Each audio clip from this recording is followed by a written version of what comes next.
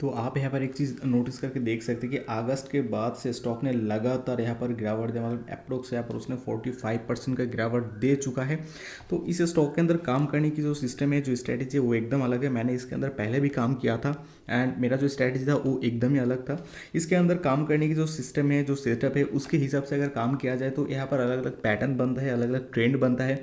एक होता है सेकेंडरी, एक होता है प्राइमरी। तो इसके अंदर काम करने की जो भी स्ट्रैटेजी है, टेक्निकल एनालिसिस करके हम आपको यहाँ पर बताएंगे कि कौन सी जगह पे अगर आप इसके अंदर काम करना चाहते हैं तो कहाँ पर काम करना चाहिए। अगर आप इसके अंदर होल्ड करके बैठे हुए हैं, जैसे मान लीजिए कि आपने कहने कि इसी जगह पे आपने परचेस किया एंड अब तक आपको यहाँ पर 36% का लॉस दिख रहा है, तो अगर आप इसके अंदर होल्ड करना चाहते हैं या फिर आप सोच रहे हैं कि अभी ये स्टॉक ने यहाँ पर मतलब थोड़ा बहुत ऊपर जा रहा है तो यहाँ पर सेल आउट करके बाहर निकल जाना चाहिए, तो आपका जो भी सोच है हम यहाँ पर आपको सब कुछ यहाँ पर डिटेल में कवर करेंगे।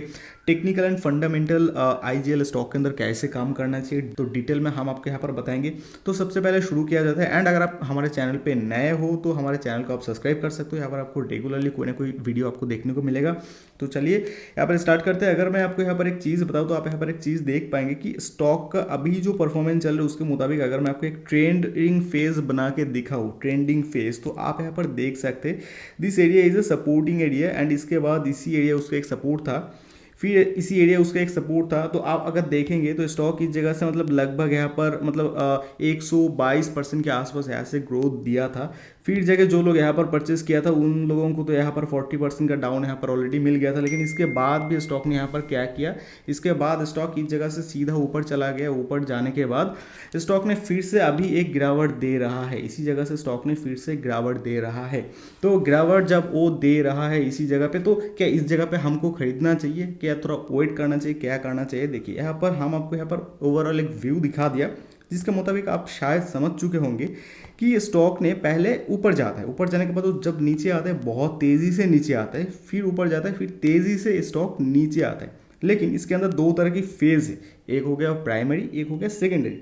अगर मैं आपको यहाँ पर सेकेंडरी फेज़ बता के दिखाऊँ तो आप एक चीज़ यहाँ पर नोटिस करेंगे कि सेकेंडरी फेज़ के मुताबिक ये वाला जो एरिया है this area is a secondary phase. अगर इसी जगह पे देखा जाए तो ये हो गया उसका एक सपोर्टिंग एरिया। इनफैक्ट मैंने इसी जगह पे मैंने खुद भी यहाँ पर परचेस किया था, इस जगह पे मैंने दोबारा परचेस करके इसी जगह पे मैंने सेल आउट कर दिया था। लेकिन इसके बाद जब स्टॉक ने इस जगह पे आ गया था ना तो मुझे यहाँ पर मतलब थोड़ा डाउट होने लगा था कि अभी ये स्टॉक थोड़ा नीचे जा सकता है, क्योंकि स्ट्रैटेजी के मुताबिक, बाकी जो कंफर्मेशन था उसके मुताबिक मतलब स्टॉक को ऊपर जाने के लिए कोई सिग्नल नहीं मिल रहा था। तो मैंने काम नहीं किया क्योंकि मुझे अभी यहाँ पर कंफ्यूज था कि स्टॉक अभी ऊपर भी जा सकते, नीचे भी जा सकते, मतलब कोई भी डायरेक्शन पे जा सकता है। आई एम कंफ्यूज, सो मैंने काम नहीं किया। अभी इसके बाद अगर आप देखेंगे तो इसी जगह से स्टॉक ने अप्रोक्स यहाँ पर 36% मतलब 37% के आसपास यहाँ पर बहुत ज़्यादा गिरावट पे आ चुका है कि अभी हमको यहाँ पर काम करना चाहिए। तो अगर हम काम करेंगे तो किस तरीके से काम करेंगे? देखिए अगर मैं आपको यहाँ पर बताऊँ तो स्टॉक के अंदर काम करने के लिए जो स्ट्रैटेजी होगा उसके मुताबिक मैं चला जाऊँगा वीकली टाइम फ्रेम के अंदर। तो वीकली टाइम फ्रेम के अंदर अगर मैं आप चला जाऊँगा तो इसके अंदर अगर मैं आपको एक ट्रेंड बना के दिखाऊँ तो ट्रेंड के हिसाब से आप देख पाएंगे कि ये वाला जो एरिया है ना, मतलब this area is very very powerful. देखिए क्योंकि इसी जगह पे उसने यहाँ पर सपोर्ट बनाया, यही एरिया उसके लिए क्या था, एक समय एक रेसिस्टेंट फेज था। तो प्रोबेबिलिटी बहुत ही हाई है कि इसी जगह से स्टॉक फिर से ऊपर जाएगा, ऐसा एक प्रोबेबिलिटी हो सकता है। लेकिन कौन सी लेवल तक जा सकता है, कहाँ पर हम टारगेट बनाएंगे, तो इसके लिए जो स्ट्रैटेजी है आपको यहाँ पर क्या करना पड़ेगा। देखिए फर्स्ट ऑफ ऑल मैं आपको यहाँ पर एक रेंज आपको मैं ड्रॉ करके रखता हूँ कि ये वाला एरिया उसके लिए बहुत ही ज़्यादा इंपॉर्टेंट एरिया है। अगर आप काम करना चाहते हैं तो डेफिनेटली स्टॉक को इस जो परचेसिंग एरिया होगा मैं आपको कहूँगा कि 350 लेवल के आसपास आप परचेस कीजिए। कि अगर आप 350 लेवल के आसपास आप परचेस करेंगे तो प्रोबेबिलिटी बहुत ही हाई होगा कि आपका प्रॉफिट जो होगा ना वो बहुत ज़्यादा होगा। तो आप यहाँ पर कौन सी लेवल तक अपना टारगेट बना सकते हैं? देखिए मैं आपको यहाँ पर एक सिंपली एक ट्रेंड अगर ड्रॉ करके दिखाऊँ तो ट्रेंड लाइन के मुताबिक मैं आपको यहाँ पर बताऊँगा कि इस ये वाला जो लेवल है ना, मतलब this area is a very very important level. मैं आपको कहना चाहूँगा कि आपका जो टारगेट एरिया होना चाहिए, आपका टारगेट एरिया मतलब लॉन्ग टर्म के हिसाब से अगर आप काम करेंगे जैसे 6 महीना, 1 साल, अगर आप ऐसा टाइम फ्रेम के लिए काम करना चाहेंगे तो आपका जो टारगेट लेवल होगा ना, तो आपका टारगेट मिनिमम यहाँ पर 450 से लेकर 460 लेवल तक आपका टारगेट लेवल होना चाहिए, मतलब 6 महीना 7 महीना होल्डिंग पर्पस। लेकिन अगर आप चाहे कि मैं शॉर्ट करूंगा, जस्ट शॉर्ट टर्म के लिए मैं काम करके बाहर निकल जाऊंगा, तब तो आपको वीकली देखना ही नहीं चाहिए, आप डेली टाइम फ्रेम के अंदर चले जाइए। तो डेली टाइम फ्रेम के अंदर चले जाने के बाद यहाँ पर आपको अलग अलग सपोर्टिंग लेवल मिलेगा। तो सपोर्टिंग लेवल के मुताबिक अगर कहा जाए तो ये वाला एरिया मतलब 420 लेवल वाला जो एरिया है ना, बहुत ही ज़्यादा इंपॉर्टेंट है। अगर आप काम करना चाहते हैं तो आपका 420 लेवल के एरिया के आसपास परचेस करना चाहते हैं तो डेफिनेटली परचेस कर सकते हैं। मतलब स्टॉक नीचे आए 420 लेवल के आसपास आप यहाँ पर सेल आउट कर देना चाहते हैं, लेकिन 420 लेवल पे अगर आप परचेस करना चाहते हैं तो उसके बाद स्टॉक नीचे आ सकता है, तो वेट करना सबसे सेफ रहेगा। आप कौन सी लेवल तक कैसे परचेस कर सकते हो उसके लिए जो स्ट्रैटेजी है उसके मुताबिक स्टॉक को अभी थोड़ा और नीचे आना चाहिए। ऐसे ऐसे स्टॉक को नीचे आना चाहिए। नीचे आने के बाद आप इसी रेंज के अंदर उसको खरीदिए।